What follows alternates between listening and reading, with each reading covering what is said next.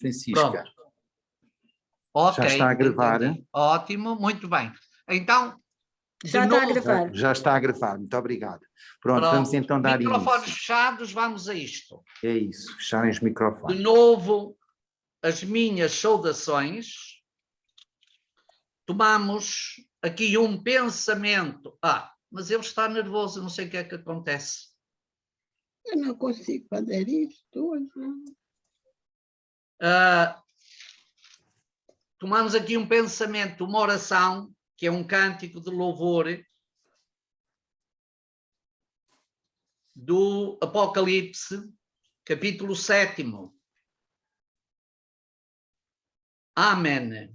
O louvor, a glória, a sabedoria, a ação de graças, a honra, o poder e a força devem ser dados ao nosso Deus pelos séculos dos séculos. Amém. Ora, então, boa noite a todos. Vamos olhar só de uma forma muito rápida, vocês têm convosco para vos explicar um bocadinho esta nossa aula, que é uma aula hoje bastante complicada. Aliás, só uma advertência. Eu creio que os capítulos 4, 5 e depois 6, 7, 8, 9, 10, 11 são as partes mais complexas. Recordem, não estou a dizer com isto que não sejam muito bonitas, são as partes, porventura, mais complexas que o Apocalipse tem. Porquê? Porque são capítulos com uma abundância figurativa de tal ordem,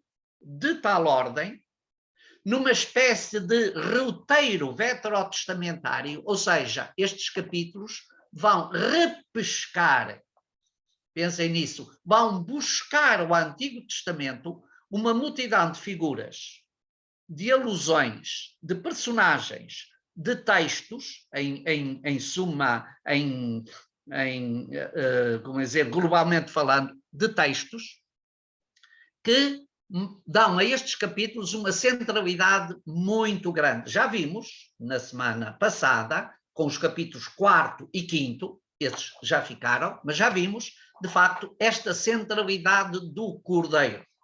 Os capítulos a seguir, que hoje vamos tentar estudar, 6º, 7º, 8º, 9º, 10º, 11º, uns com mais pormenor, outros com menos. Não quero dizer isto, que uns sejam mais importantes que outros, mas é porque o tempo urge que nós venhamos a dar passos, naturalmente. É só por isso, temos de fazer seleção. E então, os capítulos que hoje vamos estudar vêm na sequência desses dois capítulos. Aí tínhamos a centralidade do Cordeiro que dá sentido à história. Agora vamos percorrer uma série de passos que dão sentido exatamente a essa história. E por isso, nós vamos... Deixem-me pôr aqui... estava aqui a ver se conseguia colocar a minha fotografia, mas não estou a ver que a possa colocar. Paciência.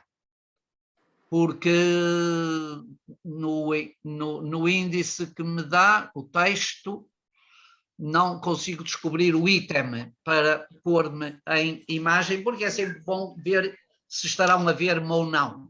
Mas creio que estão a ver. Mas não está tudo bem, Padre João, estamos a ver muito bem. E assim a minha pequena altura chega a perceber-se? Sim, sim. Estou a uma altura razoável, está bem, pronto. Então, Sim. o nosso temário hoje vai contemplar exatamente este conjunto de capítulos, como tendes aí no enunciado, com um primeiro destaque, com alguns temas que vão ser tratados, e eu destacaria nesses temas que vão ser tratados no número 1, dois temas. O primeiro é o tema da liturgia celeste, que é uma liturgia nova que começa aqui com o capítulo 6º, que vem na sequência do 4º e 5º, como vos disse, mas é uma liturgia que tem agora uma referência histórica muito grande. Eu diria mesmo que passa-se da centralidade do Cordeiro e essa centralidade permanece, mas passa-se para a centralidade do sentido da história, que é outra centralidade em que se inscreve, ou esta centralidade que se inscreve na centralidade no sentido teológico do Cordeiro. Porquê? Porque a centralidade da história ganha sentido a partir do Cordeiro, do Cordeiro que foi imolado. E depois com a questão dos selos. No segundo número vamos falar que esta liturgia é celeste, mas é escatológica, aponta para um fim, recorrendo, cá está, mais uma vez, a um cenário, a um conjunto de figurações que tem exatamente este sentido apocalíptico. Essas figurações encontram a sua expressão nas trombetas e nos selos. Os selos, nós já vimos isso e no módulo anterior falámos dos selos, que é um tema muito recorrente na Apocalíptica. A Apocalíptica vive um bocadinho desta simbologia do mistério, daquilo que é necessário revelar, mas que não se revela de forma direta, revela-se através de figurações. Lembrem-se que a apocalíptica, não podemos negá-lo, em nome da verdade, que a linguagem apocalíptica não tem uma componente algo mistérica e algo esotérica. Tem. Não devemos transformar esse possível esoterismo em anomalia. É a narrativa, não é a mensagem. Está fundamentalmente adscrita à linguagem, ao meio de comunicação. Não põe em causa a verdade da mensagem, mas apresenta essa mensagem numa roupagem, enroupada, revestida de uma linguagem algo esotérica, mistérica, de difícil interpretação. E creio que é um bocadinho também por isso que estamos cá todos, não é? Vocês estão a aprender e eu também estou a aprender, aprofundando ainda mais aquilo que porventura poderia saber. Depois, estas trombetas que aparecem, que é um septenário complementar ao septenário dos selos, tem exatamente este sentido apocalíptico, preparando a intervenção de Yahvé, o dia de Yahvé, o juízo, que é um tema que também está inscrito nos Evangelhos. Estão a perceber? Só que a linguagem dos Evangelhos e a linguagem do Apocalipse é uma linguagem diferente. A narrativa é diferente, a forma como é apresentada é diferente, mas não há aqui uma criação, não há aqui uma novidade, diríamos, uma novidade estranha ao mundo, à cultura bíblica, ao pensamento veterotestamentário, nem mesmo ao Novo Testamento. Não. Veremos isso, os Evangelhos têm também esta própria perspectiva apocalíptica das trombetas, do juízo, do julgamento, etc. Depois o capítulo 10º está muito centrado num tema que é a revelação do livro. O livro que é também um tema recorrente. É um tema recorrente. Na apocalíptica extra-bíblica aparece muito o livro em que estão inscritos os segredos de Deus e principalmente os segredos da história dos homens. Aqui o livro não é propriamente um livro de segredos, mas é um livro que é preciso conhecer bem. E esse livro, a meu ver, é o Evangelho. Pronto, e depois vamos ver como, a partir da linguagem e dos cenários do Antigo Testamento, essa apresentação nos é feita. E, finalmente, temos o capítulo 11, vamos passar provavelmente assim um bocadinho derrampante, veremos do tempo, o tempo é que vai ser o nosso conselheiro. Vamos, no capítulo 11, falar exatamente da proclamação do livro e das consequências dessa proclamação. E as consequências dessa proclamação têm a ver exatamente com duas coisas. O futuro da Terra,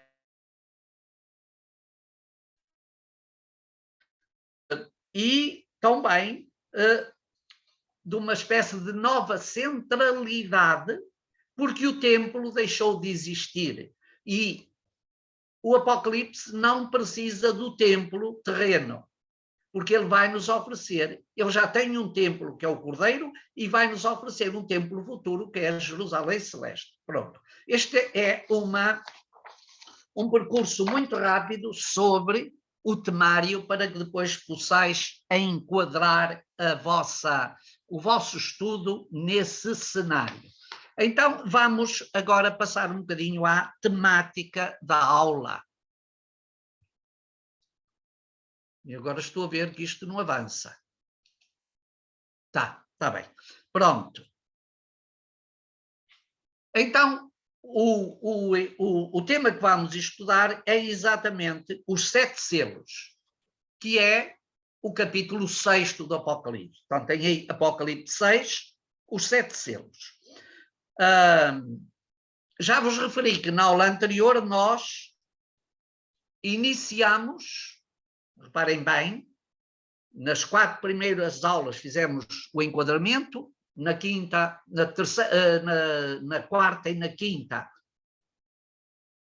desculpem, na terceira e na quarta estudámos as 7 cartas. Na semana passada estudámos exatamente a centralidade do Cordeiro, capítulo 4, capítulo 5. Hoje começamos exatamente com esta nova centralidade, que é a procura do sentido da história. A procura do sentido da história que é revelada através do quebrar estes 7 selos que incorporam, que contêm, que guardam os mistérios dessa história. Volto a referir-vos, porque certamente ides a encontrar ides ter alguma perplexidade, volto a dizer, alguma perplexidade ao ler estes capítulos 6, 7, 8, tal é a abundância de figurações e tal é o estranho, para não dizer esquisito, o estranho da linguagem que nos é apresentada. Nada de medo, porque estes capítulos não são para meter medo, mas são para reforçar a esperança, como vos tenho dito. No mundo apocalíptico, como sabeis, a história é um não sentido, ou seja, dito de outra maneira mais direta, para os apocalípticos a história não tem sentido. Porquê? Porque é um espaço de sofrimento, é um espaço de angústia, é um espaço de opressão, mas não se perde com isso a esperança, porque há a esperança de vir a encontrar o sentido. Só que esse sentido é dado não a partir de dentro da história, mas a partir da intervenção de Deus. Portanto, e nessa intervenção há muitas mediações, e a maioria dessas mediações são, eu diria, figuradas, representadas. Ora, o que nós, agora aqui neste capítulo 6º, nós vamos ter é a primeira afirmação, que é esta: só Deus pode dar sentido à história. Só Yahvé pode dar sentido à história. Ora, este sentido só pode vir de Deus, é uma missão que o próprio Deus, aquele que na linguagem do Apocalipse temos a habituar, aquele que está sentado no trono, a entregou ao Cordeiro. Ou seja, só Deus pode dar sentido à história, mas a história só ganha sentido a partir da tarefa e da missão do Cordeiro. Ou seja, é o Cordeiro que vai pela encarnação, primeira etapa. Bem, podíamos dizer que a primeira etapa é já a sua presença no Antigo Testamento, a esperança na vinda do Messias. É uma primeira etapa, porque é o Messias que há de revelar o sentido da história, já ouvíamos há dias. É o leão de Judá que vem configurar a história de acordo com o plano de Deus. Portanto, essa podíamos dizer que é a primeira etapa, mas a verdadeira etapa que dá sentido e que revela a história é o mistério da encarnação, em que o próprio Deus assume também a sua configuração humana, ou seja, entra na história. E ao entrar na história vem-nos dizer que esta história, o tempo, o espaço, os acontecimentos, não têm um sentido.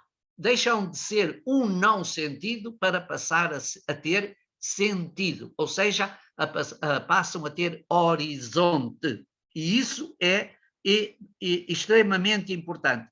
E, portanto, o primeiro instrumento em que a história começa a ganhar sentido de plenitude é a encarnação. E é através do mistério pascal, por isso, como vimos há dias, diz o Cordeiro que foi imolado. É o mistério pascal. E, a partir dele, a história então assume a sua plenitude. Falávamos que vamos entrar numa liturgia. Uma liturgia que não é a liturgia do templo, porque essa já não existe. Eu creio bem. Espero não estar a querer mais do que aquilo que devo acreditar, mas eu creio bem que o desenvolvimento que a liturgia celeste tem no livro do Apocalipse é já uma resposta ao fim da liturgia judaica do templo. Eu creio bem nisto, parece-me. Aliás, o recurso a tantos sinais, a tantos instrumentos, a tantas fórmulas que vêm da liturgia do templo, da liturgia judaica, agora aqui recentradas, creio bem que são uma resposta à falta de... Como a carta aos Hebreus, como temos visto já muitas vezes, é para os judeus que se converteram ao cristianismo, uma resposta ao facto de essa própria liturgia já ter acabado. Só que a liturgia aos Hebreus segue um caminho, o Apocalipse segue outro. Ora, esta revelação do sentido pleno da história é feita através do chamado através de uma liturgia celeste. Ora, esta liturgia celeste, no fundo, é a plenitude da liturgia, ou seja, é a relação direta entre o Cordeiro e os crentes, entre aqueles que acreditaram, santificaram as suas túnicas, a sua vida no sangue do Cordeiro e agora celebram com ele esse verdadeiro sentido. Portanto, o Cordeiro vai revelar o sentido da história, o que só ele pode fazer. É assim exatamente o que o Apocalipse apresenta. Não há outra forma de ter o sentido pleno da história. É verdade que ao entrar no mundo, Cristo já começou a dar sentido à história, mas a sua plenitude ela é só revelada na escatologia. Portanto, o Cordeiro vai revelar o sentido da história, isso só ele pode fazer, porque só ele tem esse poder, porque só a ele foi confiado por aquele que está sentado no trono essa tarefa, essa missão. E essa missão faz-se através dos gestos simbólicos, que estão aqui muito bem presentes nestes capítulos, que é o quebrar os selos, quebrar, portanto, romper aquilo que estava fechado e dar a conhecer o que é o sentido dos acontecimentos. Eu diria de outra forma, é romper os selos e ler os acontecimentos. Nós lemos a partir de Cristo. É Cristo que nos mostra o sentido desses acontecimentos. É Ele que mostra, é Ele que faz, vamos dizê-lo também, a hermenêutica que ainda não foi feita. Ou seja, ler os acontecimentos à luz do mistério pascal e à luz dos planos de Deus, algo que não tinha sido feito, algo que ninguém mais era capaz de o fazer e só ele é capaz de fazer. Por isso, este capítulo 6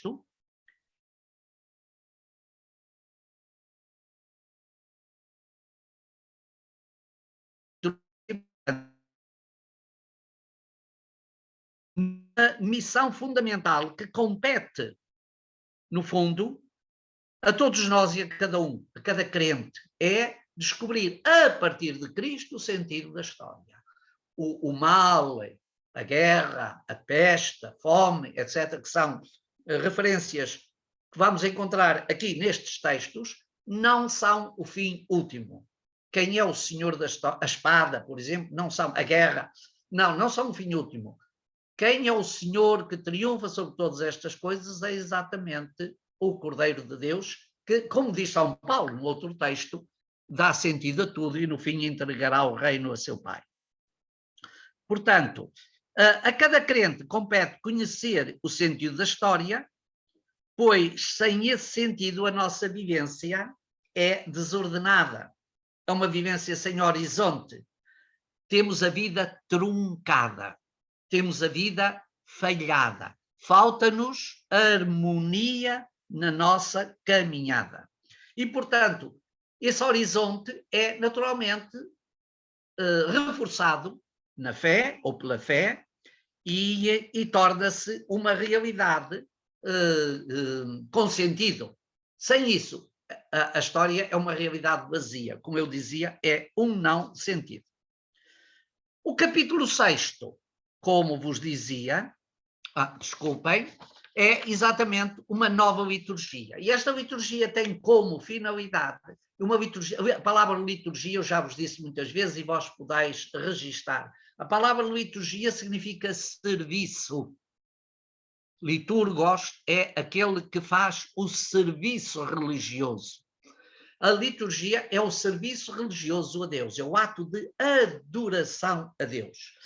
Só que esta liturgia não é temporal, não se situa ao nível daquilo que nós estamos habituados a fazer. Ela é transposta para o céu como plenitude desse serviço, ao qual acedem todos aqueles que, como vos disse, que é uma chave de interpretação muito bonita, todos aqueles que lavaram as suas túnicas no sangue do Cordeiro, aqueles que aderiram a isso. Ora, então, este capítulo, que é a continuação dos dois anteriores, portanto, nós da última vez truncámos aqui a nossa continuidade, porque não havia tempo, nem estava previsto, devo dizê-lo, mas importa chamar a atenção para não ler o 4º e o 5º capítulo de forma estanque, de forma sincopada, não, lê-los na medida do possível na continuação, ou seja, em 4.1 diz-se que começa uma nova etapa na narrativa do Apocalipse, na descrição do Apocalipse. E essa nova etapa, a partir de 4.1, continua, e aqui temos.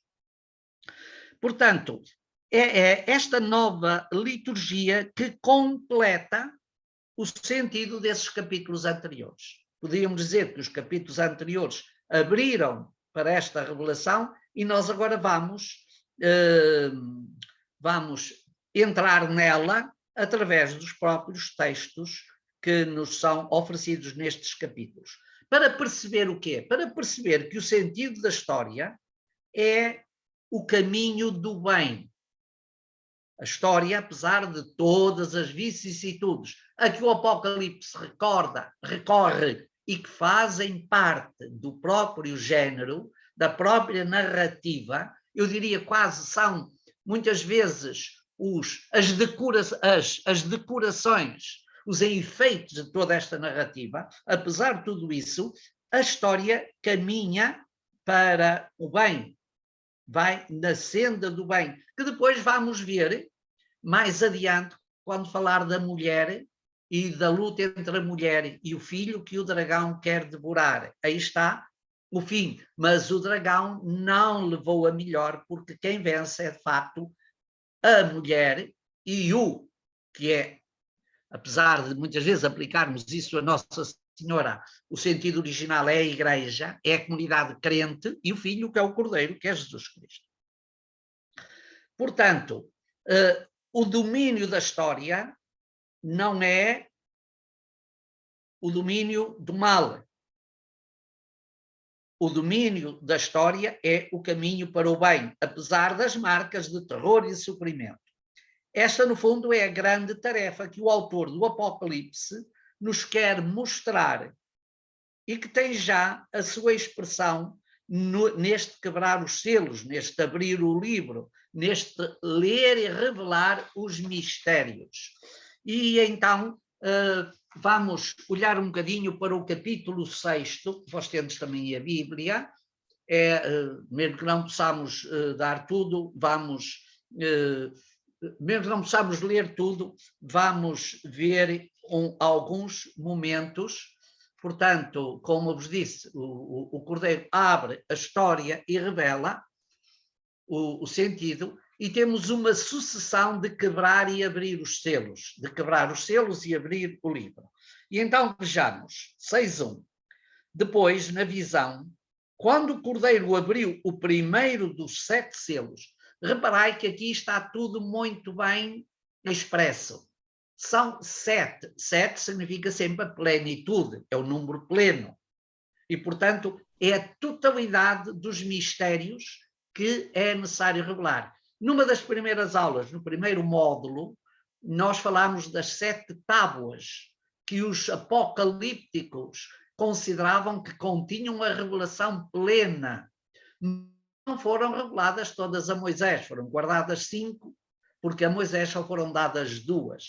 Nós aqui temos, já não temos 7 tábuas para decifrar, mas temos a missão central do Cordeiro para abrir os 7 selos, ou seja, a totalidade dos mistérios que nos permitem, então, ter esta dimensão positiva, esperançosa, esta dimensão soteriológica de salvação acerca da história. Portanto, depois da visão, quando o Cordeiro abriu o primeiro dos 7 livros, ouvi um dos 4 seres viventes que dizia com voz de trovão: vem. Já para podermos avançar um bocadinho, esta figuração, quebrar o selo, acompanhado pela voz de um dos 4 seres viventes, que já falámos da outra vez, os 4 seres, possível representação dos evangelistas, não é? Possível representação dos evangelistas, como vimos da outra vez já, dizer que estes 4 seres viventes estão envolvidos na própria história. Porquê? Porque é através deles que nós conhecemos melhor os mistérios, a vida, a mensagem do próprio Cordeiro e do seu mistério pascal. Bem, esta figuração vai aparecer sempre no quebrar os selos. E vi que apareceu um cavalo branco, o cavaleiro levava um arco e foi-lhe dada uma coroa. Depois partiu vencedor para novas vitórias. Isto carece de alguma explicação, estou mesmo a pressentir o vosso desejo. Então, eu vou dar uma pequenina explicação, um pequeno desenvolvimento, não é certamente tudo quanto vocês gostavam e tinham direito, mas é aquilo que é possível e o tempo nos permite.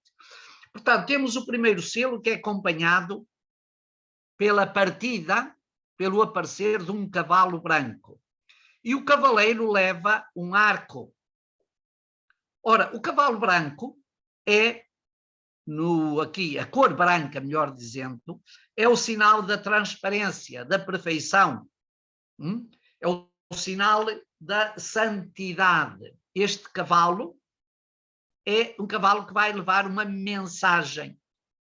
E Deus tem uma mensagem de esperança.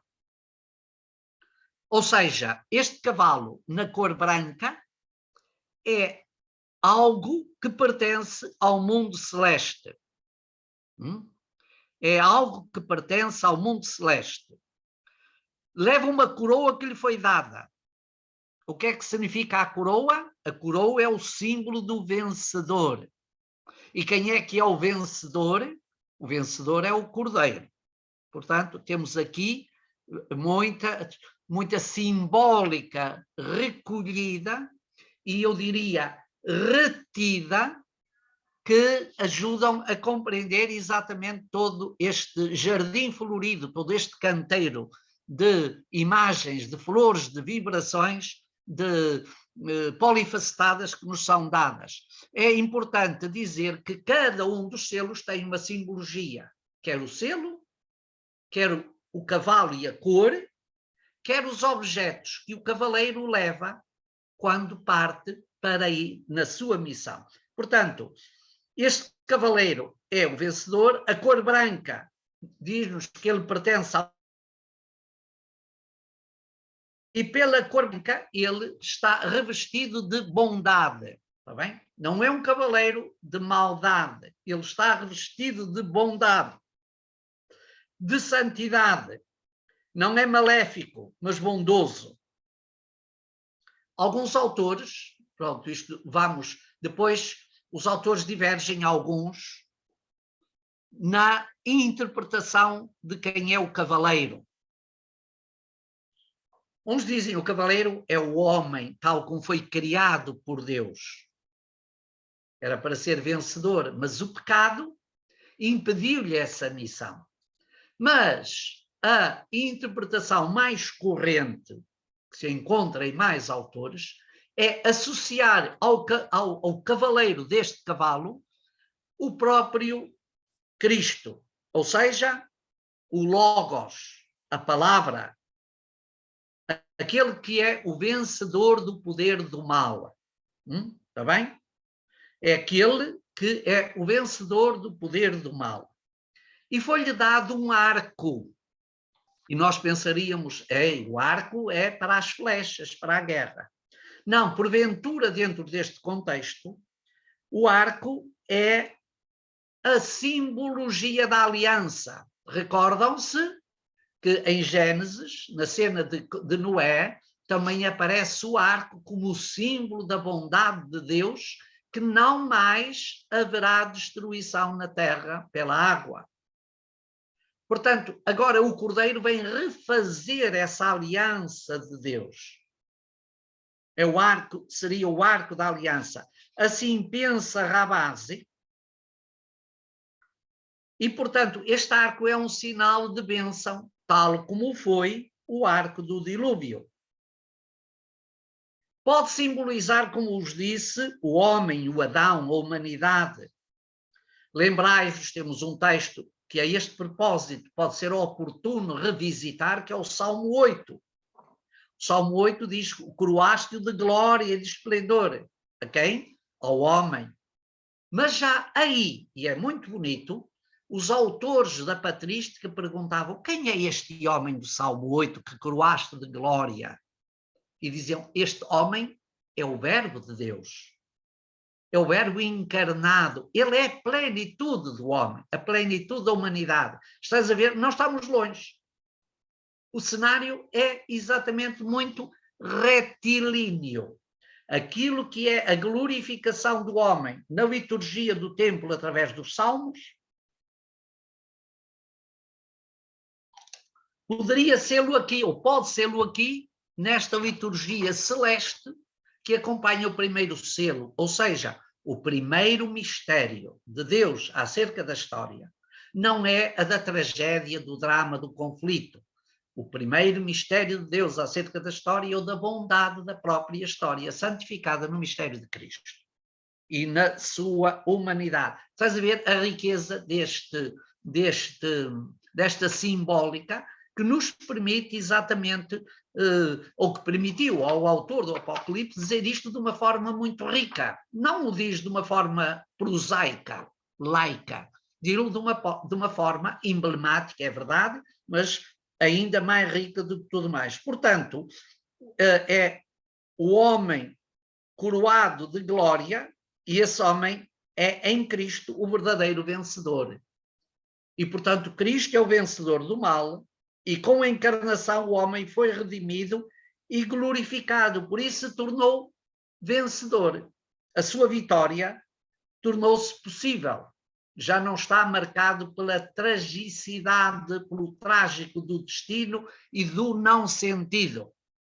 É vencedor porque descobre exatamente nesta missão, neste selo revelado, neste selo quebrado e no livro aberto, que a história tem um sentido positivo de vitória. E a vitória é dada através deste cavaleiro, que é o próprio Cristo. Portanto, a referência a Cristo vencedor parece estar implícita neste quebrar o primeiro selo. Mas, eu diria mais, parece estar implícita simbolicamente, mas eu diria mais, diria que teologicamente ela está inscrita ali. Está ali inscrita exatamente esta referência à vitória de Cristo, o grande cavaleiro da história, que dá sentido positivo e de glória a esta liturgia de quebrar os selos. Portanto, temos o primeiro selo e temos a sua explicação. Vou fazer aqui, avançar um bocadinho só para mostrar uma coisa. Toda esta simbologia, isto serve para os selos todos. Eu até devia ter posto esta referência que agora vos fiz ver no slide antes, mas punha agora, pronto, são daquelas coisas que nem sempre ocorre. Toda esta simbologia é tomada do Antigo Testamento. E cito-vos aí 3 textos, 2 mais explícitos, que é o primeiro e o terceiro, e outro mais implícito, menos explícito. São tomadas do livro de Zacarias. Se fores ao livro de Zacarias, capítulo 1, versículos 8 a 15, e depois ao livro de Zacarias 6, 1 a 8, e desencontrar lá esta simbologia. Claro que ela não está explicitada neste sentido, porque não está explicitada no sentido de ser aplicada a Cristo, mas está explicitada, está implícita no sentido de ser aplicado ao tal sentido positivo da história. Pronto. Este é o primeiro dos selos. Eu vou referir os demais. Podemos correr o tempo de ficar aqui um bocadinho presos, mas será para vosso enriquecimento, estou convencido. Continuamos. Versículo 3 diz: quando ele abriu o segundo selo, ouvi o segundo vivente que dizia: vem. Portanto, a voz é sempre a mesma. E saiu outro cavalo, que era vermelho, e ao cavaleiro foi dado o poder de retirar a paz da terra e de fazer com que os homens se matassem uns aos outros. Foi-lhe dada igualmente uma grande espada. Estás a ver? Uma simbologia totalmente diferente da anterior. Vão-se buscar os mesmos símbolos, mas o sentido é exatamente o contrário do primeiro. O primeiro símbolo do cavalo branco e dos instrumentos e dos objetos que eram dados ao cavaleiro eram de glória, de paz, de salvação, de sentido. Aqui não. Primeiro, o segundo cavalo é vermelho. O que é que isso quer dizer? Este segundo cavalo carrega consigo, ou simboliza, melhor dizendo, até melhor de carrega consigo, simboliza o ódio, o espírito do ódio, o espírito da guerra, o espírito da desordem.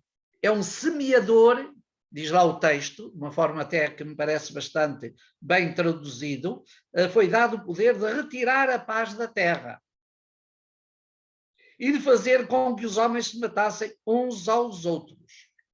Portanto, o símbolo da desordem, que é algo que também está inscrito na própria história da humanidade.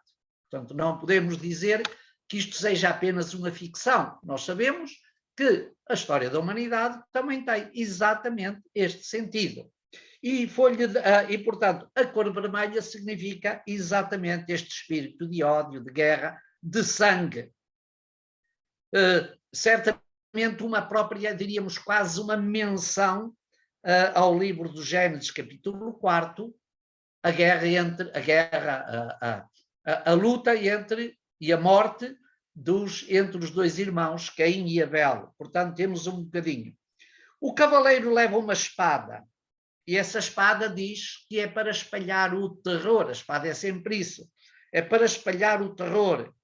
É o símbolo do poder militar. Estás a ver? Enquanto o primeiro cavalo e o cavaleiro, na sua cor branca, era para semear a harmonia da história, este aqui simboliza esta desordem, este poder militar que estabelece a inimizade entre os povos e causa naturalmente o próprio sangue, dando origem a lutas fratricidas, a divisões, a rivalidades. Opõe-se, portanto, ao querer de Deus, que é o Shalom. Enquanto aqui a imagem é a da Torre de Babel, da confusão, da desordem. Portanto, uma simbologia também muito expressiva. Também a vamos encontrar a partir dos textos de Zacarias. Como estáis a ver, estes textos, se nós não temos presente o Antigo Testamento, ficam sem uma boa parte daquilo que são os instrumentos para os interpretarem. O Antigo Testamento fornece-nos em muitos textos, e Zacarias é um profeta com traços muito apocalípticos, que nos oferece muito desses instrumentos, desse cenário, assim como Ezequiel, que também tem muitos traços de matriz apocalíptica. Portanto, este segundo selo, estás a ver, é a contraposição ao primeiro, mas também importa ter presente isto para vermos que a história também tem esta marca, mas o Cordeiro vencerá, triunfará e entregará na plenitude o reino a Deus, seu Pai. Passamos agora então, posto isto, ao terceiro selo. Versículos 5, 6. Diz: quando ele abriu o terceiro selo, ouvi o terceiro ser vivente que dizia: vem. A figuração é sempre o mesmo. Estás a ver? O cenário é sempre o mesmo. Na visão apareceu um cavalo negro. O cavaleiro tinha na mão uma balança. E ouvi algo semelhante a uma voz que, no meio dos 4 seres viventes, que dizia: uma medida de trigo por um dinheiro, 3 medidas de cevada por um dinheiro, mas não entregues o azeite nem o vinho. Que coisa tão esquisita, não é? Não temos azeite, não temos vinho. Que figuração é esta? Primeiro, surge um cavalo negro.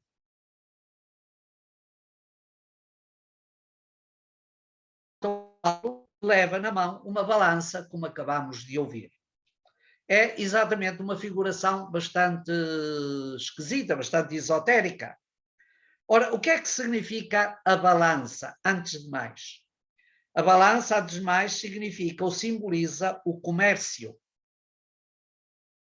É o poder económico que controla as relações entre os homens e perverte a harmonia dos povos. O cavalo negro tem exatamente esta simbologia de estabelecer a desordem, a desarmonia, a confusão entre os povos. Depois, o autor, na continuação, refere os elementos, ou seja, os dados que alteram e suprimem os bens necessários à vida, gerando a ganância de uns, a pobreza e a fome dos outros, ou de outros. Gerando a ganância de uns e isso é a simbologia da balança. Com isto, podemos comparar o texto com Mateus 22. Também falo um pouco desta linguagem.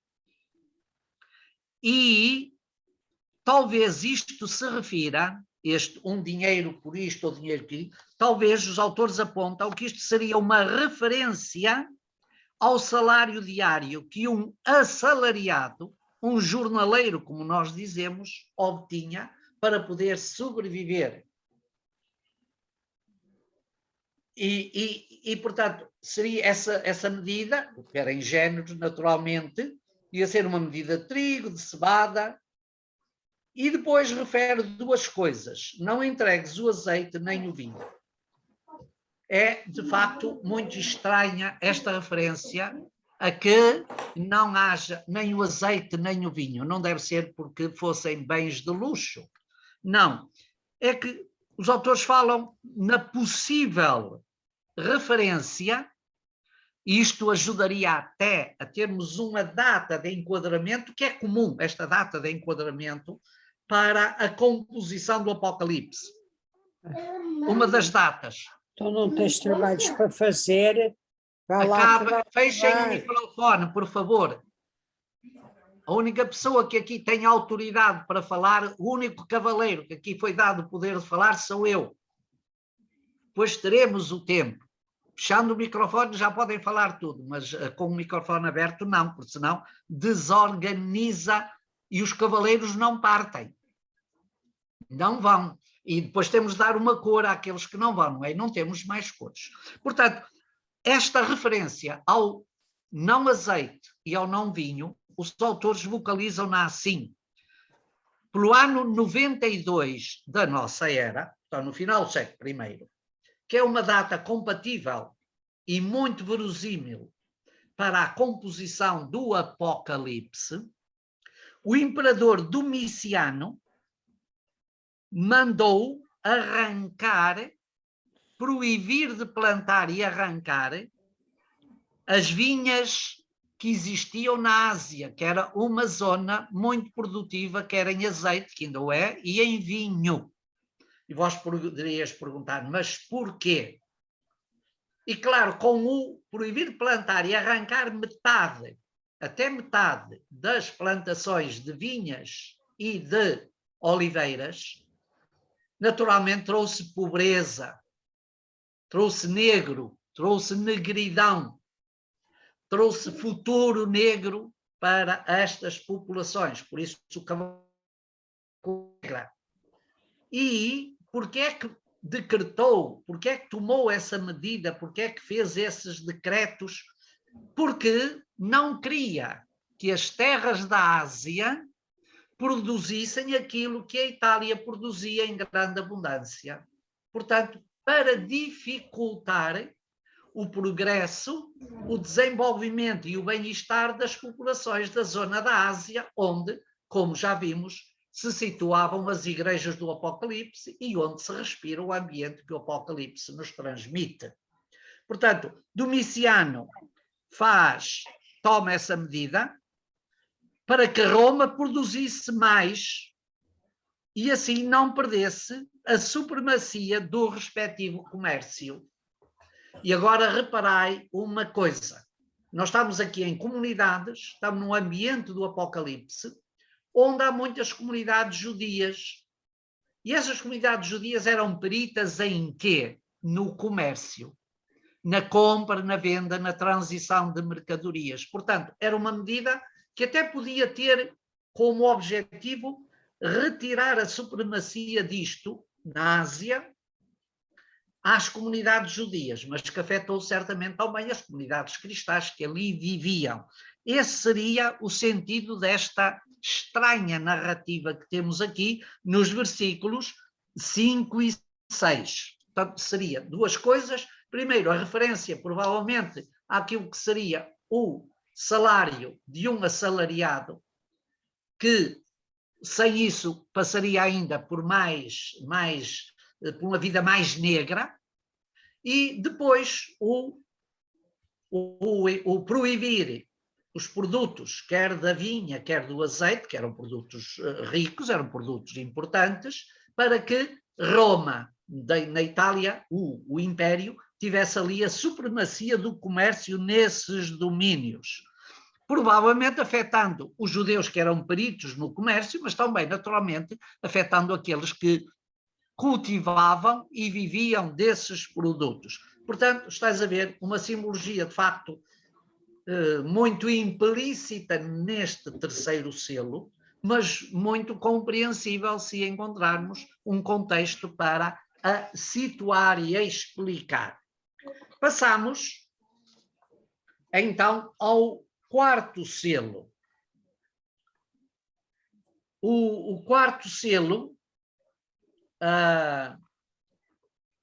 tem esta descrição. Quando ele abriu o quarto selo, ouvi a voz do quarto ser vivente que dizia: vem. Temos sempre a primeira, estas frases são sempre, este primeiro versículo é sempre comum. Na visão apareceu um cavalo esverdeado. Esverdeado. Algumas traduções traz amarelado. Será aqui uma mistura? De facto, de qualquer forma, é uma cor um bocado indefinida. O cavaleiro chamava-se Morte. e o abismo seguiu atrás dele. Estás a ver aqui o espectro deste cavaleiro. Foi-lhe dado poder sobre a quarta parte da terra. Para quê? Para matar pela espada, pela fome, pela morte e pelas feras da terra. 4 instrumentos de morte, que também os temos já no Antigo Testamento. Portanto, este quarto selo vai retomar um tema também veterotestamentário. Os 4 grandes inimigos do homem são exatamente aqueles que aqui são ditos: a espada, a fome, a morte e as feras da terra. Ora,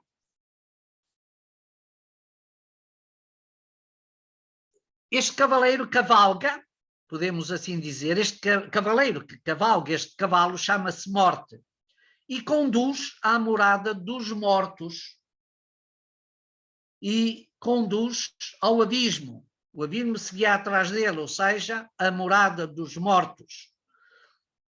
Dito em linguagem nossa, o inferno. E fala-se aqui das formas de morte violenta. A espada, como diz, a fome, as feras da terra e a peste. São tudo consequências do pecado e da infidelidade. Temos esta referência, anotem bem, que eu não coloquei aí no slide, mas podeis anotar. Temos esta referência em Ezequiel 14:21. Ezequiel 14:21, que situa estes 4 instrumentos da morte no contexto das pragas.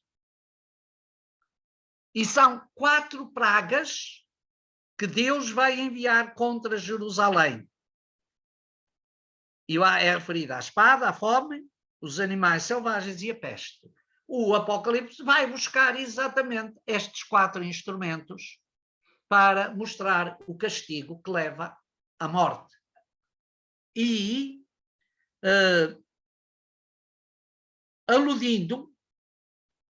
aqui, alude-se que há um resto que escapará. Também em Ezequiel há exatamente a alusão a um resto que escapa destes flagelos. Estes flagelos são aqueles que, portanto, em Ezequiel aparecem como símbolos do castigo da infidelidade do povo. Eles são enviados contra Jerusalém para simbolizar ou para referir aquilo que vai acontecer a Jerusalém pela mão dos babilónios. Não é? A mão dos babilónios vai trazer para a cidade estas calamidades, que é a espada, que é a fome que vão passar, são animais selvagens e a peste que graça depois também na cidade. Portanto, temos aqui uma correspondência muito próxima deste 4º selo ao texto de Ezequiel 14:21. Portanto, também lá está referido concretamente a Jerusalém, aqui o Apocalipse dá-lhe uma abrangência mais larga. Depois temos o 5º selo, que ainda é um pouco mais emblemático.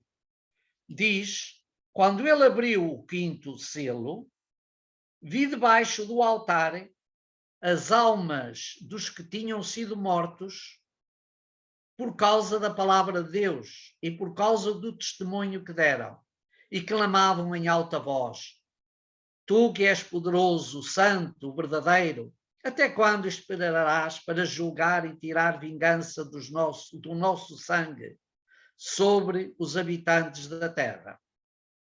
E foi dado a cada um uma veste branca, e foi-lhe dito que esperassem ainda um pouco, até que se completasse o número dos seus companheiros de martírio, os seus companheiros de ministério e dos seus irmãos que iam ser mortos como eles. Claro que aqui este selo também tem uma simbologia muito própria, quando diz o quinto selo: vi debaixo do altar as almas dos que tinham sido mortos por causa da palavra de Deus. Ou seja, o altar serve para implorar o seu sufrágio. O altar é, no fundo, o sinal de que eles não renunciaram à sua fidelidade. E diz a causa da morte. A causa da morte é a fidelidade à palavra, ou seja, são os crentes. Por isso, não é de admirar que no primeiro selo ponhamos o acento exatamente na figura do Cristo encarnado. E clamavam, temos aqui um canto de louvor, um canto de ação de graças e ao mesmo tempo uma súplica. Mas ao mesmo tempo também uma inquietação. Até quando? Que é muito o grito do Apocalipse. Que é muito o grito da apocalíptica. A apocalíptica tem sempre muito este grito: até quando é que nós vamos continuar a passar por esta situação? Ou seja, quando é que nos chega a libertação? Quando é que podemos superar este tempo de angústia e de guerra, de perseguição e de miséria? E, portanto, temos aqui este quinto selo, porventura um bocadinho mais difícil de perceber, mas também ele muito rico em simbologia. E passamos ao sexto selo, versículo 11.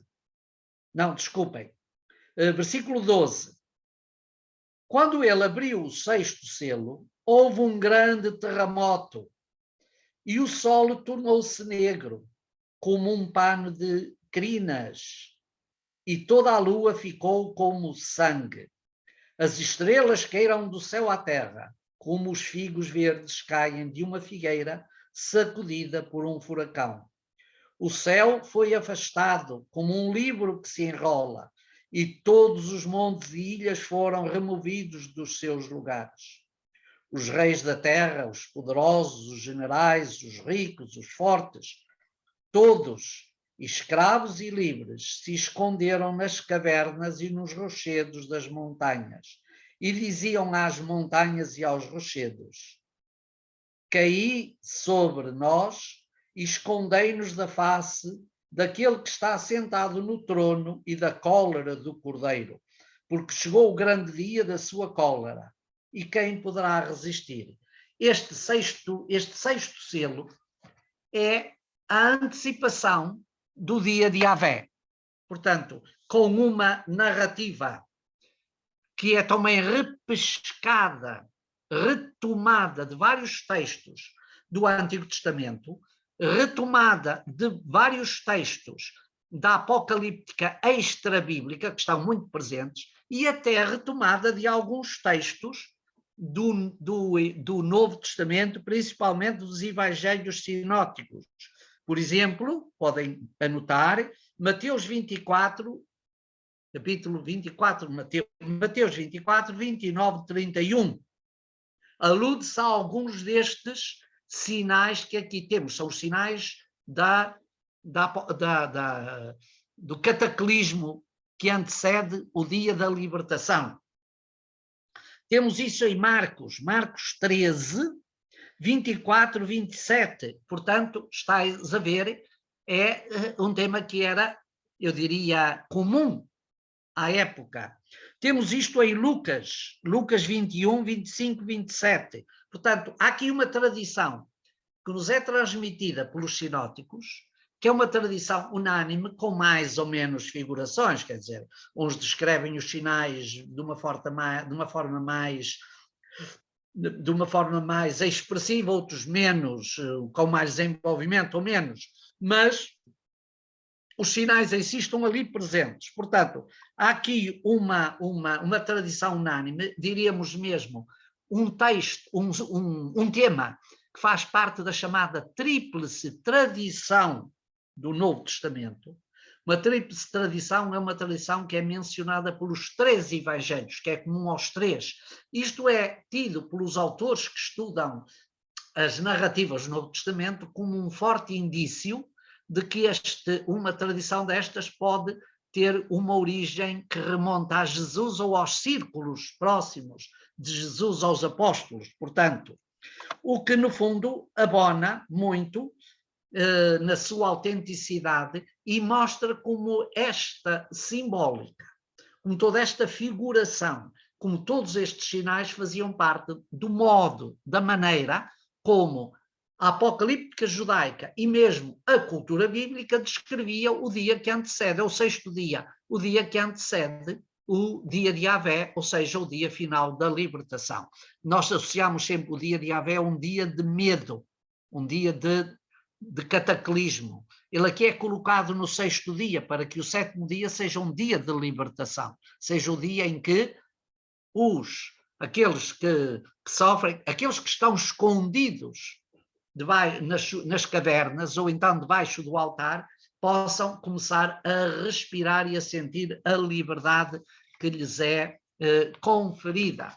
Portanto, temos aqui uma simbologia muito rica, muito bonita, muito expressiva, e por isso este conjunto dos 6 primeiros selos, eu diria quase, são todos eles, toda esta simbologia é preparatória de uma realidade mais plena, que é a busca do sentido da história. Portanto, agora podemos fazer uma pergunta: isto é uma visão virada ao passado ou é uma perspectiva aberta ao futuro?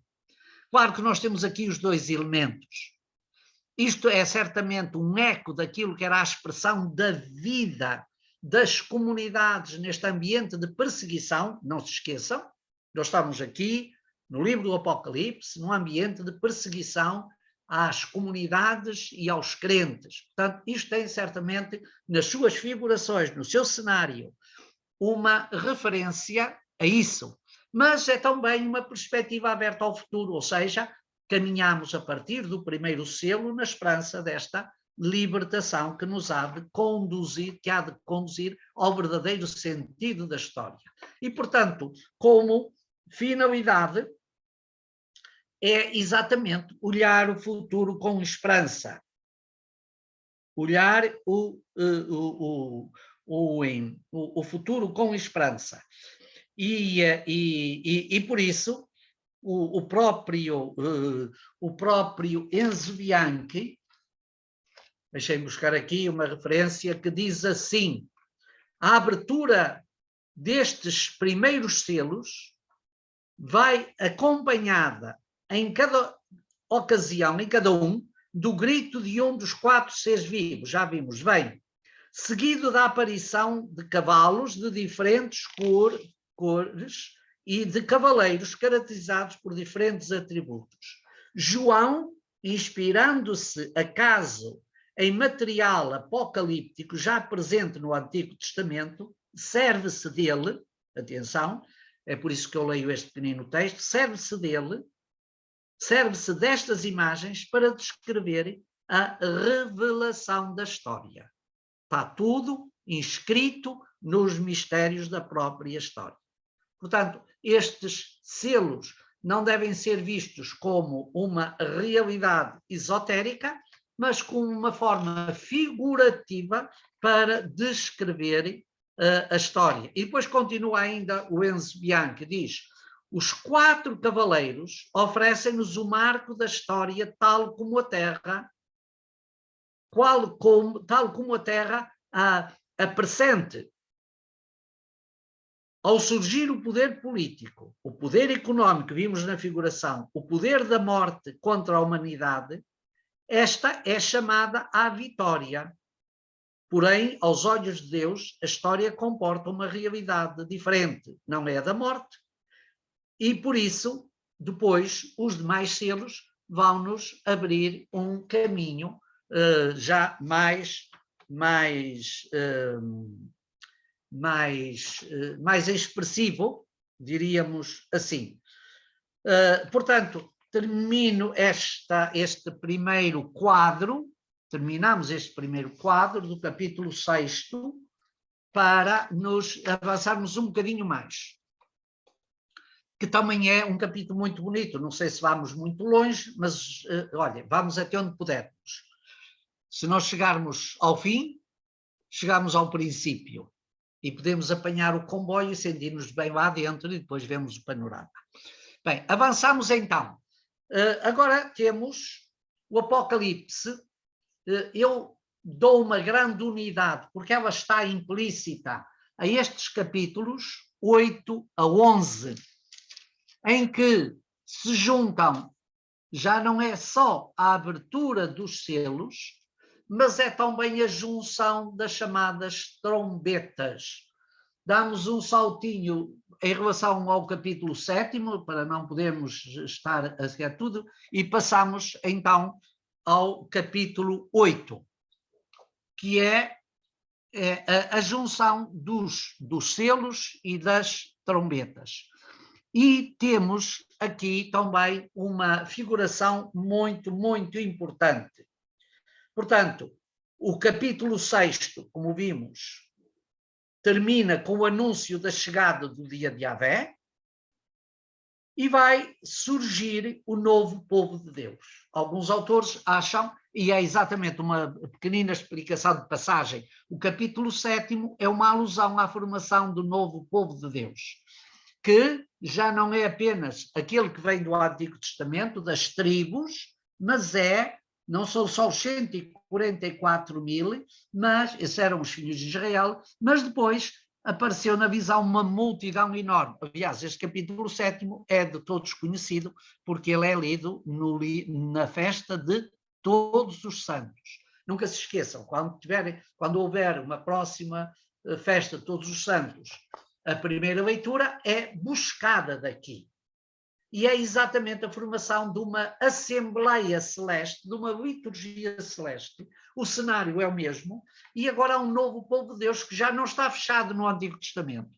Portanto, o Apocalipse não é um livro para nos repetir as imagens e as figurações do Antigo Testamento, se bem que se serve delas, e são elas que dão sentido e contexto à narrativa da obra, mas é um livro que abre ao futuro. Lembrai-vos o que dizia ali, é uma perspectiva que parte do passado, mas se abre ao futuro, é um livro para a esperança. E então o capítulo 7º, podemos dizer, é exatamente esta formação do novo povo de Deus, em que vêm todos, de todas as raças, povos, línguas, e são incontáveis. E vêm com vestes brancas, que cá está o mesmo tema, da santidade, da purificação, da retidão de vida, e diz de uma forma muito bonita, quem são de onde vem, são aqueles que lavaram as suas túnicas no sangue do Cordeiro. Portanto, é de uma forma muito, muito expressiva. Meu Senhor, tu é que sabes, e disseste, estes lavaram as suas túnicas e as branquearam no sangue do Cordeiro. 7:14. Por isso estão diante do trono de Deus e servem-no noite e dia no seu santuário, e o que está sentado no trono abrigá-los-á na sua tenda. Portanto, uma referência exatamente à construção desta nova comunidade, desta nova realidade dos redimidos, que de forma festiva e jubilosa celebram a vitória, no fundo, a vitória do Cordeiro que os libertou, que os redimiu. E isso acontece numa universalidade sem limites, sem fronteiras, porque o sangue do Cordeiro a todos redime. Não é só para o Antigo Testamento, é para todos. Os do Antigo Testamento, se foram fiéis à lei, são redimidos através da lei. Mas, como diz São Paulo, o tempo da lei acabou e agora é o tempo de Cristo, é o tempo do mistério pascal. Portanto, o que é que agora vamos assistir a partir do capítulo 8º? A partir do capítulo 8º, abre-se um novo ciclo com o quebrar, o romper o 7º selo. Com o quebrar o 7º selo. E temos agora uma assembleia que não é apenas festiva, mas é uma assembleia aberta à escatologia. Portanto, é uma liturgia escatológica. E é escatológica porquê? É escatológica pelas simbólicas que aqui aparecem. E as simbólicas que aqui aparecem são a primeira dessas simbólicas são as trombetas. Começa com uma pequena referência aqui no capítulo 8º, que eu passo a ler, diz: quando ele abriu o 7º selo, fez-se ouvir um silêncio de cerca de meia hora. Era um silêncio rápido, não é? Era um silêncio que podíamos guardar. Às vezes é-nos difícil guardar meia hora de silêncio. Mas aqui era, o que é que significará esta meia hora? Depois vi os 7 anjos que estão de pé diante de Deus. A Apocalíptica descreve estes 7 anjos como chamados os anjos da presença de Yahvé, que estão diante, que estão na face de Deus. Ou seja, são aqueles que fazem a corte celeste. Também são 7. Como estás a ver, aqui é quase tudo 7. Com o 7º selo, descobrimos também esta plenitude dos anjos, que fazem exatamente esta corte, esta proximidade. São os grandes mensageiros. 3 nós conhecemos de cor e salteado. Estão sempre presentes, quer no Antigo, quer no Novo Testamento. Miguel, Gabriel e Rafael. Mas, além destes, há mais 4, que a seguir eu já vos digo. E que que estão também muito presentes na Apocalíptica judaica. Por exemplo, no livro dos Jubileus, no livro de Enoque, principalmente. E aí até se mencionam os nomes deles. Uma coisa que nós sempre gostamos é de conhecer a gracinha de cada pessoa. E aqui também conhecer a gracinha de cada anjo. Cada anjo tem uma identidade própria e tem um sentido dessa identidade. Ora, portanto, veio então outro anjo com um turíbulo de ouro e deteve-se junto do altar. Reparai que esta liturgia celeste é muito configurada a partir da liturgia do templo. Esta liturgia celeste é muito configurada a partir da liturgia do templo. Temos o altar, o turíbulo, e deram-lhe muitos perfumes. Também havia o altar dos perfumes no templo, para oferecerem juntamente com as orações de todos os santos. Quem são estes santos? Estes santos são os mártires. Estes santos são aqueles que branquearam as suas túnicas no sangue do Cordeiro. Esta simbólica é riquíssima e é abrangente, é muito bonita. As orações de todos os santos sobre o altar de ouro que está diante do trono. E da mão do anjo, o fumo dos perfumes subiu diante de Deus, juntamente com as orações dos santos. Depois o anjo tomou o turíbulo, encheu de brasas do altar, o altar dos sacrifícios, e lançou-o à terra. Houve então trovões, estrondos, relâmpagos e um terremoto. Cá voltamos aos sinais que tínhamos ouvido atrás e que são mencionados no próprio capítulo 24 de São Mateus, quando se trata do juízo final, quando se trata do julgamento do mundo, que é uma espécie de réplica evangélica daquilo que na Apocalíptica judaica era considerado o dia de Yahvé. Ora, e então, a seguir a este abrir do 7º selo, como estás a ver, desta menção desta liturgia celeste, dá-se a esta liturgia uma perspectiva escatológica. A partir de quê? A partir do soar, do som das trombetas. Começa agora então aqui o septenário das trombetas com as primeiras. Ora, as trombetas, qual era o sentido das trombetas? As trombetas era no Antigo Testamento e no judaísmo, e ainda hoje, era o shofar. O shofar é o grande corno que é tocado, vá lá, o que se toca através do qual se sopra, para anunciar as grandes festas de caráter escatológico. Por exemplo, o Yom Kippur. Por exemplo, a festa das tendas. Por exemplo, o Ano Novo judaico. Nessa altura, soa-se o shofar para anunciar que vai começar a grande festa.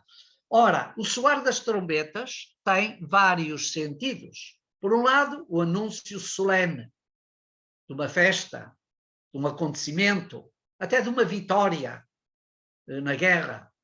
Depois tem um sentido festivo, está ligado à comemoração de um acontecimento, porque cada festa tem um sentido teológico intrínseco a essa própria festa.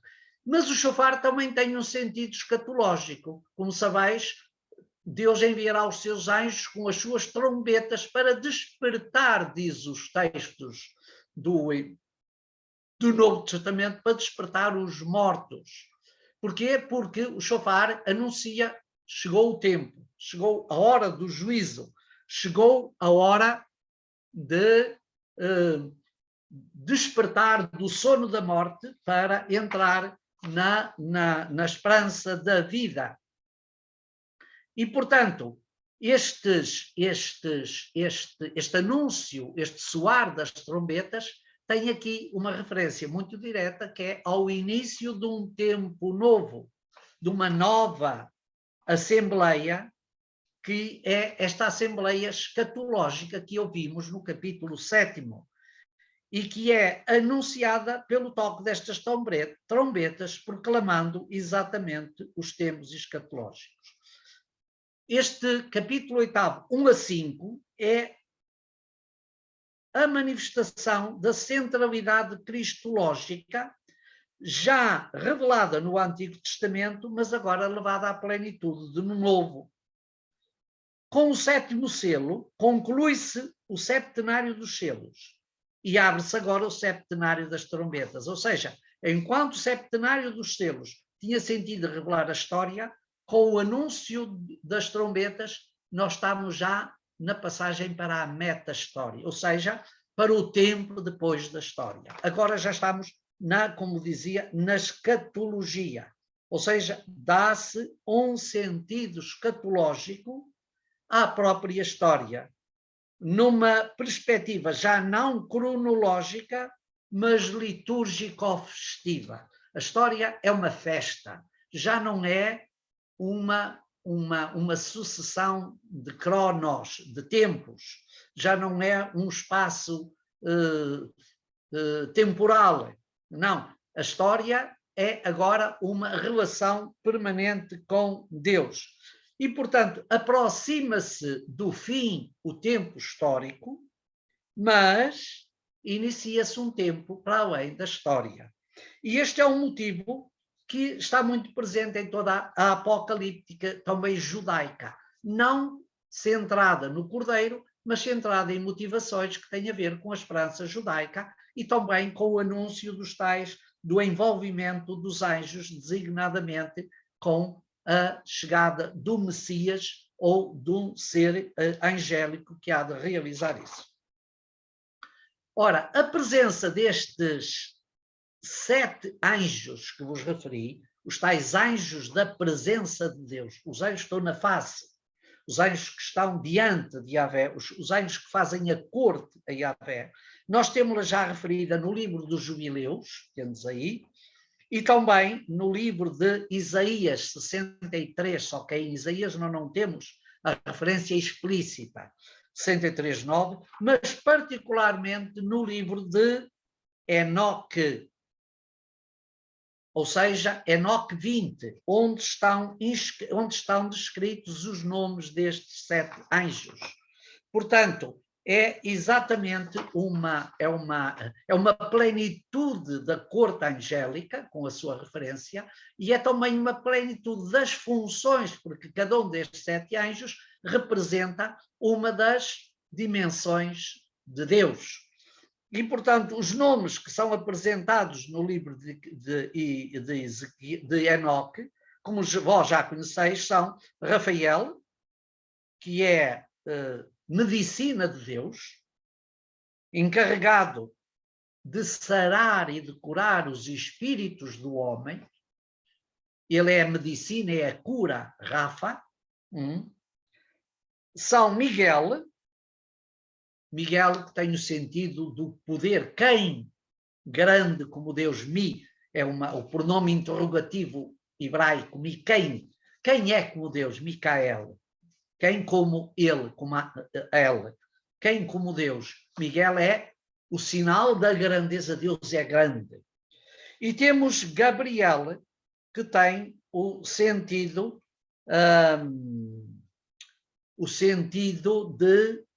de poder. Gabi, forte. Quando vocês chamam alguma menina que é Gabriela, eles chamam Gabi, estão-lhe a chamar a forte. Mesmo que ela não seja, tem o nome de forte. Gabi é forte, Miguel é grande e Rafael é quem sara como Deus. Como estás a ver, são nomes que estão inscritos nos textos judaicos. A estes 4, o texto de Enoque acrescenta também Raquel, ou Raguel, que significa aquele que medeia os castigos, aquele que pune, porque Deus também deve exercer a sua força, Raquel. Temos Remiel, ou Remael, portanto, também é outro nome, aquele Remael, que é, no fundo, o trovão de Deus, o trovão, a voz forte, a voz poderosa. Outro é Uriel, que é o fogo e a luz de Deus. Deus é fogo e Deus é luz, Oriel. E ainda um outro que é Saracael, que é aquele que controla os espíritos que levam ao pecado. Ou seja, que exerce esta mediação para nos libertar do pecado. Portanto, estes são os nomes que a tradição judaica e que a apocalíptica usava para referir esta corte, estes seres angélicos que fazem corte ao trono de Deus. O Apocalipse alude aos 7, mas não os menciona, mas não vai buscar os nomes. Não sabemos porquê, provavelmente porque, de facto, eles tinham se tornado quase como uma espécie de substitutos do próprio Deus. E aqui no Apocalipse não há lugar para substituir o próprio Deus, porque tudo está centrado no Cordeiro. Portanto, o Cordeiro é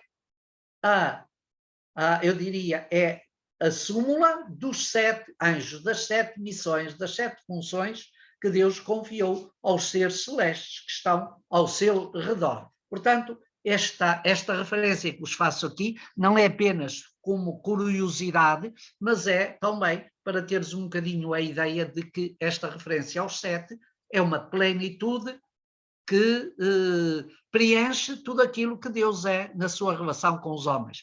Fala-se aqui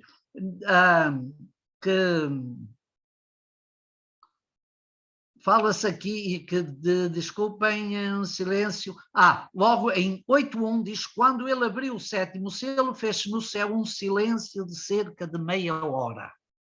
A nós parece-nos pouco tempo. Este silêncio, meia hora no céu, devia ser muito pouco tempo, não é? O que é que isto quer dizer?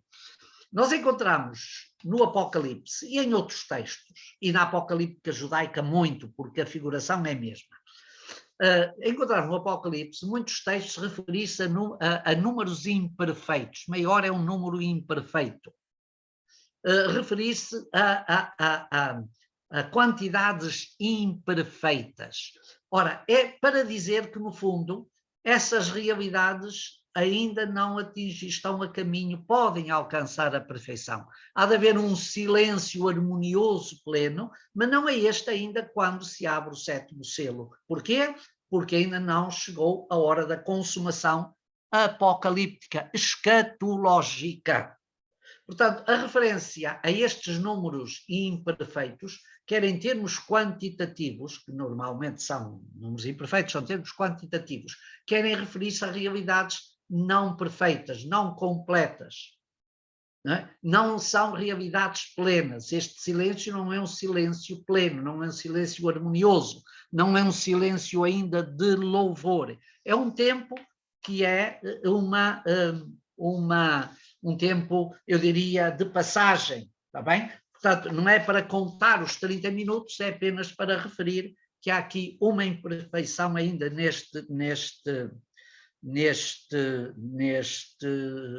forma, neste enquadramento que o texto nos dá. E continuamos ainda no capítulo 8º, que é, como vos disse, esta passagem dos selos às trombetas, e podemos dizer que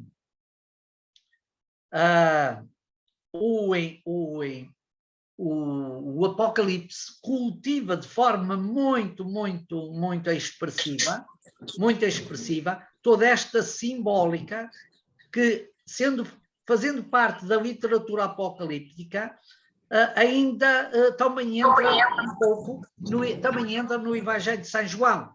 E, portanto, no fundo, São João eu diria que é um especialista no cultivo desta linguagem, desta simbologia.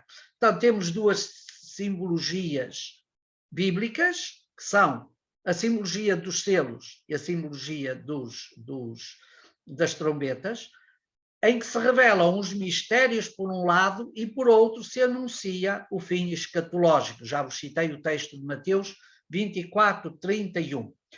São também símbolos da liturgia do templo. Importa dizê-lo. São símbolos da liturgia do templo, que, além de outros, como vimos já antes, com o turíbulo, com o incenso, com o altar dos perfumes, etc., também o templo existia exatamente este símbolo este símbolo das trombetas. E depois vemos aqui, ainda no capítulo 8º, que há um anjo que exerce uma função sacerdotal. A função sacerdotal de oferecer o incenso. Quem é que oferecia o incenso? Quem é que pegava no turíbulo de ouro para ir ao Santo dos Santos oferecer o incenso? Era o sumo sacerdote. No dia de Yom Kippur, como sabais, como já referi tantas vezes, era uma cerimónia importante.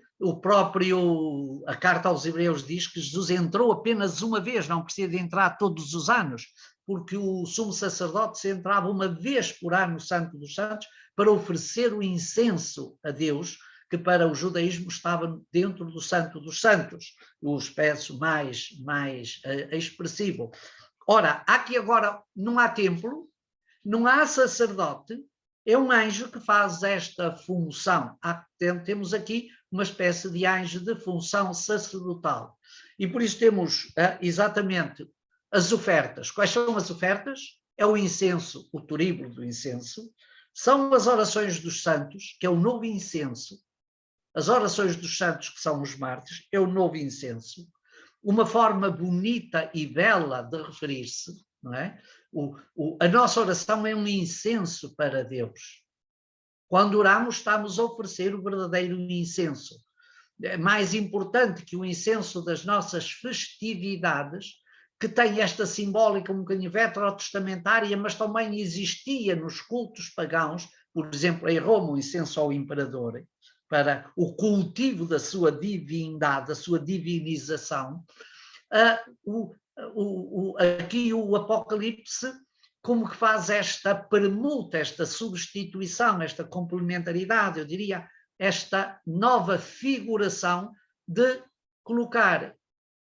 fazer da oração dos santos, a oração dos mártires, o novo incenso. E, portanto, trata-se de uma liturgia à maneira do templo, mas volto a referir aquilo que disse no princípio. O tempo do Apocalipse é um templo, desculpem, o tempo do Apocalipse é um tempo sem templo. O tempo do Apocalipse é um tempo sem templo. E como é um templo sem templo, não deixa de haver templo. O que não é o templo material. E, portanto, o que não há é o sacerdócio carnal, o sacerdócio levítico. O que não há agora é, de facto, o incenso que existia no templo, nem os perfumes. Agora, então, o que é que há? Agora há um templo, que é o Cordeiro, há um sacerdote, que é o Cordeiro, aqui substituído pelo anjo que oferece o incenso, e há aquele que está no trono, que é a oração dos mártires, que louvam a Yahvé, e vimos há pouco que há essa oração, os mártires que estavam debaixo do altar também suplicavam pela brevidade do tempo. Portanto, é uma súplica de louvor, mas também é uma petição, ou melhor dizendo, é uma oração de louvor festiva, mas também é uma petição, também é uma súplica. Essa súplica visa o quê? Visa dizer que o tempo presente é difícil, que há efetivamente um tempo de perseguição, de martírio, de luta, bem representada nos 3 cavalos, o segundo, o terceiro e o quarto, o cavalo que vai levar, que representa o ódio, o cavalo vermelho, o cavalo que representa de cor negra, que representa a fome, a peste, etc., e o cavalo esverdeado ou avermelhado, que representa também a desarmonia entre os povos. Ora, esse é um tempo de sofrimento, e esse sofrimento, essa súplica a pedir a libertação, faz parte também deste novo incenso que se dirige para... Porquê? Porque na súplica também o Cordeiro é glorificado, porque uma das missões que o Cordeiro... Desculpem, uma das missões que o Cordeiro tem no Apocalipse é ser mediador também. Ele é mediador entre entre o tempo, pela encarnação, e o mundo celeste, pela liturgia e pela sua presença junto do trono. Portanto, temos, como estás a ver, temos aqui várias dimensões muito, muito bonitas e que são a expressão da grande riqueza que o Apocalipse tem para nos oferecer. Muito bem. Não conseguimos avançar mais hoje. Importante ter presente que a esta simbólica toda do Apocalipse vai responder aquele que está sentado no trono com uma intervenção de misericórdia, uma intervenção de bondade. Para quê? Para superar o medo e o pavor em que vivem os crentes. Por isso, na próxima vez nós vamos, eu não quero deixar de passar uma coisa pelo menos que tinha hoje muito presente, que era a questão do capítulo 10º. O capítulo 9º não é tão fulcral, mas o capítulo 10º para mim é muito fulcral. E, portanto, na próxima vez vamos retomar um bocadinho daquilo que ainda tinha previsto para hoje, para depois podermos avançar. Agora peço à gestão do nosso programa para abrir então abrir... João, pode suspender a partilha, se faz favor. Posso. Faz favor. Você está compartilhando, tem de ser aqui. Interromper a partilha aqui. Exato, pronto. já está, aí está. Já estás em casa ou ainda estás? Sim, acabei de chegar a casa. Muito bem, foi mesmo no tempo. Foste como o anjo, o 7º anjo do Apocalipse. Exatamente. Chegaste plenamente. Então vamos muito ver. Bem. Então vamos ver se há questões, alguma pergunta. Estou convencidíssimo que sentireis, por um lado, eu diria, uma atração por esta beleza do Apocalipse. Por outro lado, uma dificuldade na compreensão e na interpretação de toda esta simbólica. Tanto uma coisa como outra são muito naturais. A dificuldade, a confusão até na compreensão desta simbólica é qualquer coisa que está inscrito em todas as pessoas, em todos nós. O Apocalipse é mesmo assim. A atração por esta figuração, creio que ela faz parte um bocadinho da própria dinâmica do Apocalipse, que motiva, que entusiasma, que suscita interesse e, ao mesmo tempo, não é apenas a curiosidade, é que nós vemos ali, está figuradas e representados muitos daqueles cenários que fazem parte da nossa identidade. Ou então, quem tiver alguma questão, agradeço que ligue o microfone. Eu gostava de Eu saber. levantei a mão ali. Sim, eu peço desculpa que eu estou com o Deixem-me ecrã reduzido. responder a uma ou duas questões que estão aqui no bate-papo.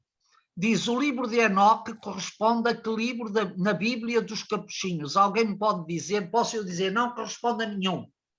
Não é um livro bíblico. É um livro que faz parte da literatura apocalíptica extra-bíblica. Nunca entrou na canonicidade bíblica, nem para os judeus e muito menos para nós. Portanto, aliás, já está aqui, a nenhum. É um livro não canónico, pseudo-epigráfico. Obrigado, Luísa. Boa noite a todos. Pronto. Está aqui, então, a resposta a esta questão. Agora vamos lá, então, às vossas... Estavam duas pessoas, eu não estou a ver todo o quadro, portanto, quem quiser pode tomar a Então, palavra. a minha questão é muito rápida. Eu, depois de ouvir hoje o Padre João, e de outras vezes que já tenho ouvido, e sempre que eu se falar do Apocalipse... Não lhe fiz perder a fé. Não, já não fico em nenhuma. paz. Mas fico com um certo mal-estar, porque dá-me a ideia que há uma recusa do mundo. Portanto, nós só poderemos viver bem e ser felizes lá para a escatologia. Aqui, hoje e agora, não vale a pena, porque isto é muito mau. Pronto, bem, vamos ver. A sua pergunta tem razão de ser, mas não é a pergunta, não é uma razão de ser normal. Você tem de considerar que este contexto é um contexto difícil. Portanto, está marcado o contexto histórico. Nós hoje estamos num outro contexto histórico. Portanto, é importante, o texto vale pelo texto, mas também vale pelo seu contexto. E aqui é um contexto de sofrimento. É um contexto de perseguição, mas que é dado também numa perspectiva positiva, que é aquela com que termina o Apocalipse. O Apocalipse vale pelo todo.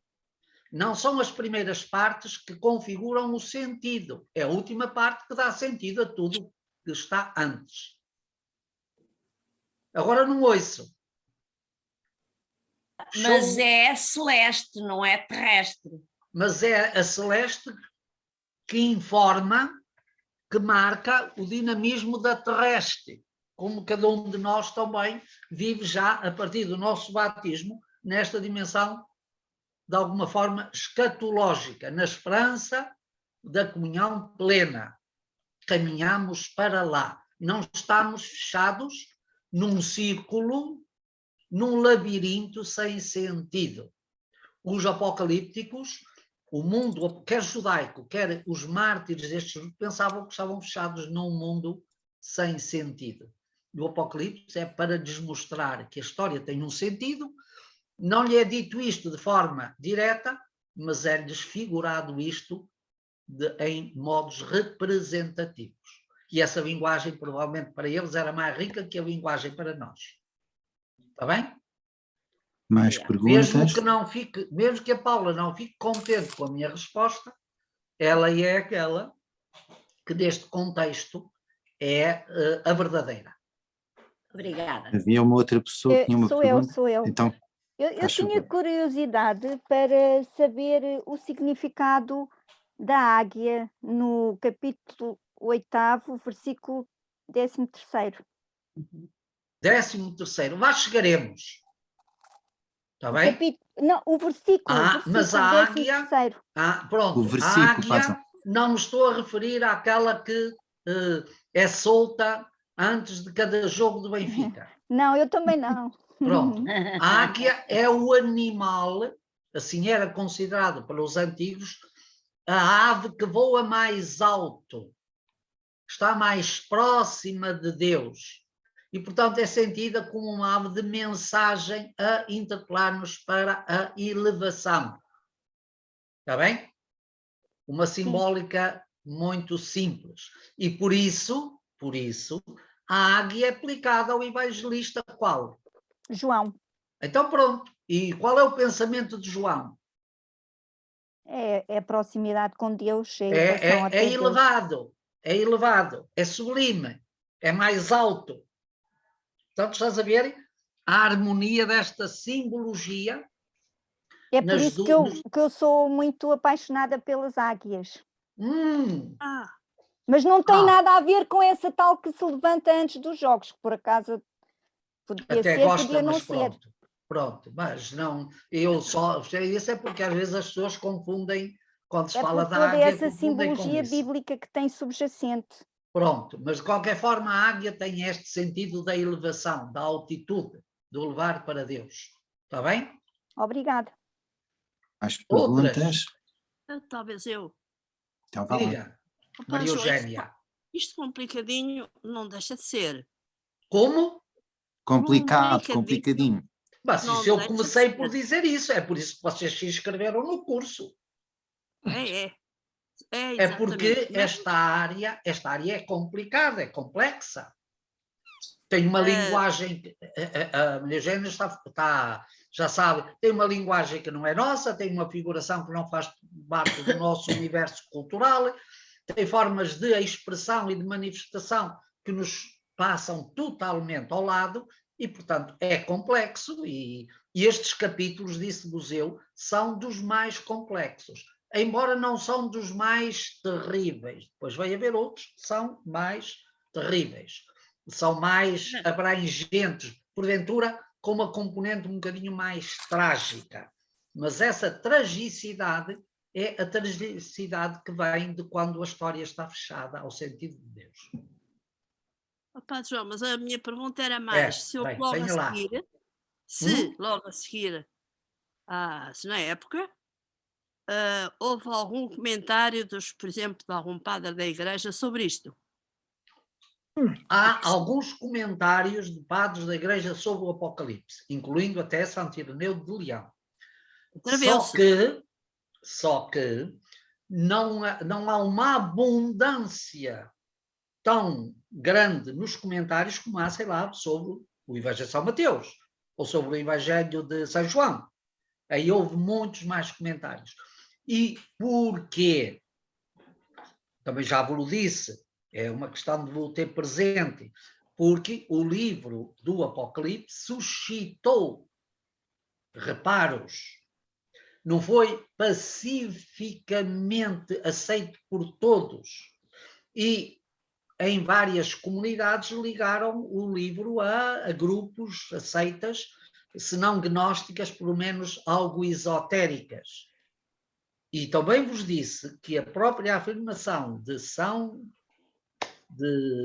Ireneu de Leão sobre a autenticidade joanina, a paternidade joanina do Apocalipse é um instrumento para lhe dar autoridade e serenar e acalmar as próprias comunidades. Portanto, mas houve sempre comentários e eu falei no início daquilo que eu chamei a interpretação histórico-cronológica, ou seja, ao longo da história houve muitas tentativas de interpretar o Apocalipse, principalmente em tempos difíceis, e também naquilo que eu chamei na altura as formas milenaristas, ou seja, no virar dos milénios ou dos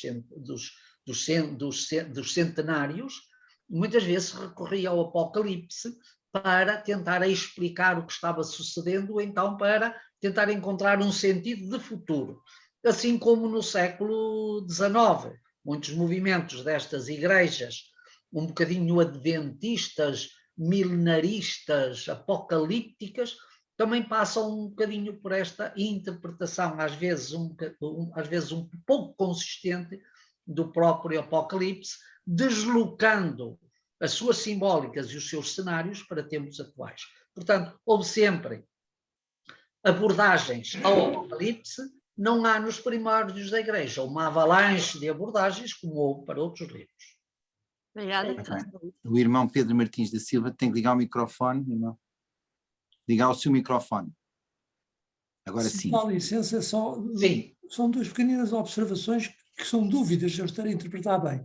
Dá-me a impressão que, e eu também tenho lido, que a complicação de perceber o Apocalipse vem do que, digamos, na nossa linguagem atual, a comissão redatorial, chamemos-lhe assim, foi recebendo, não sei como, determinadas revelações que traduziu por imagens, mas não se preocupou em concatená-las.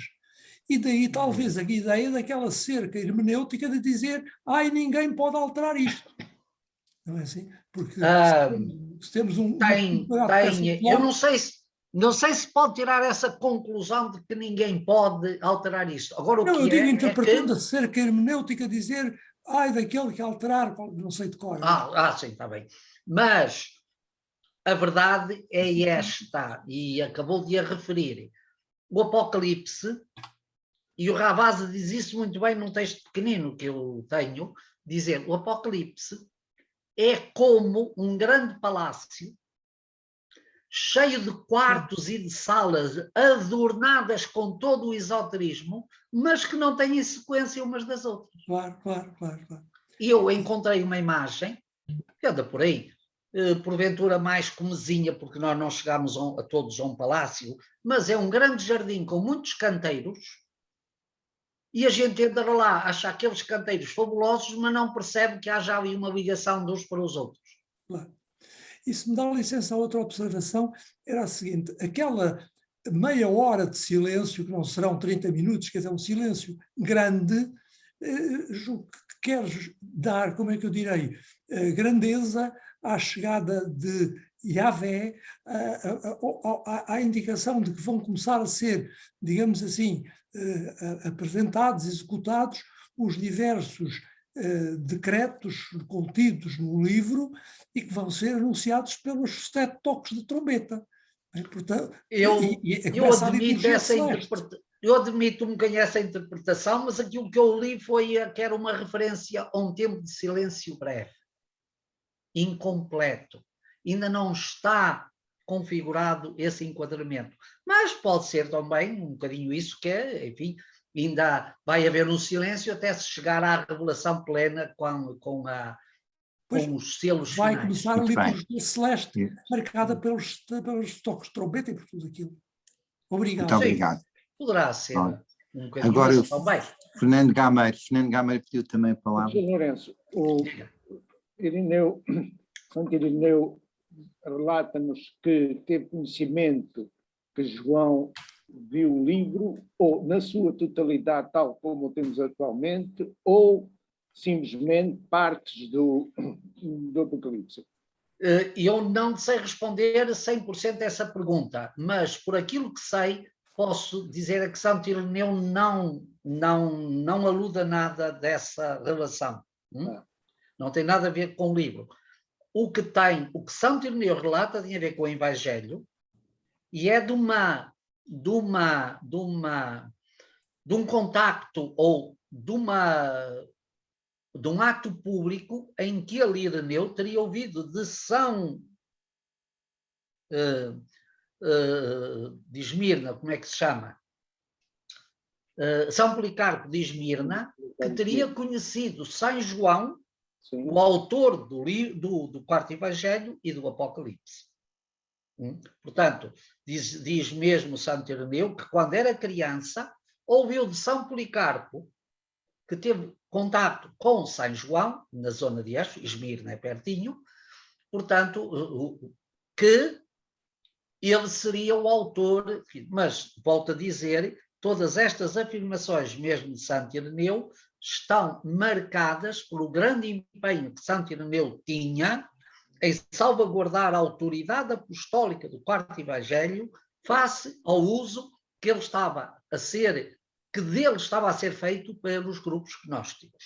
Por isso, Santo Irineu fala disso exatamente no livro Contra as Heresias, não é? Que os 4 volumes das edições, que é uma obra notável, muito bem feita, as 4 edições da edição do CERF, na Sussecretiano, 4 volumes, que traduzem para o francês e mantêm o texto original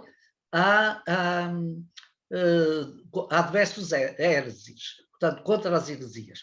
E Santo Ireneu faz esta apologia, mas não refere, quer dizer, o que normalmente os exegetas dizem é que há aqui uma paternidade de pensamento, uma paternidade teológica, que pode remontar ao discípulo João, mas hoje em dia ninguém afirmará que há uma redação da mão de João, não é?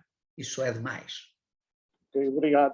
Muito bem, estamos a chegar ao fim, mais uma pergunta só.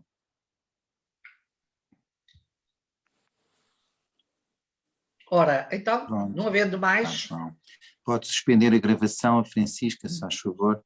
podemos então, sim, e Obrigado. peço-vos para lerdes estes capítulos que hoje analisamos, ou seja, o 6º, 7º, 8º, 9º, pelo menos esses, para poderdes, a partir do que ouvimos aqui, do que partilhamos aqui, poderdes então um bocadinho consolidar melhor o vosso conhecimento destes textos. E ao ouvirdes a gravação, naturalmente isso vai certamente acontecer. Está bem?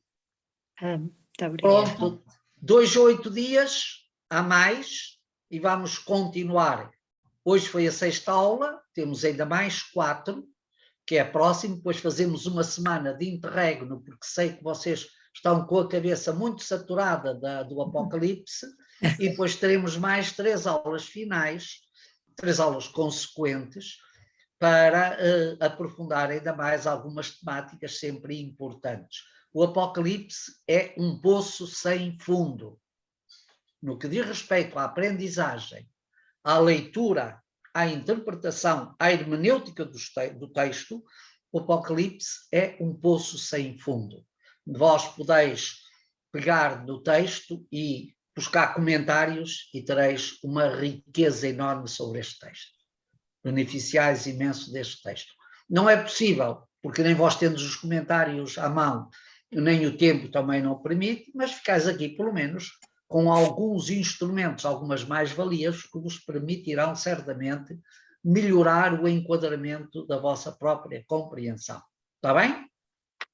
Pronto, muito obrigado pela vossa Obrigada atenção. também. Boa Obrigado. noite. Obrigado por Boa terem noite. tornado esta função de hóspede. Semana. Boa noite. Nada, Para todos, Obrigada. boa noite. Vá. Boa noite, E até para a semana. até para a Boa semana. semana. Obrigada. Obrigada. Amanhã, Luís, eu mando as introduções, está bem? Se faz favor, João, muito obrigado É, também. ver se Tá. consigo amanhã ter tempo.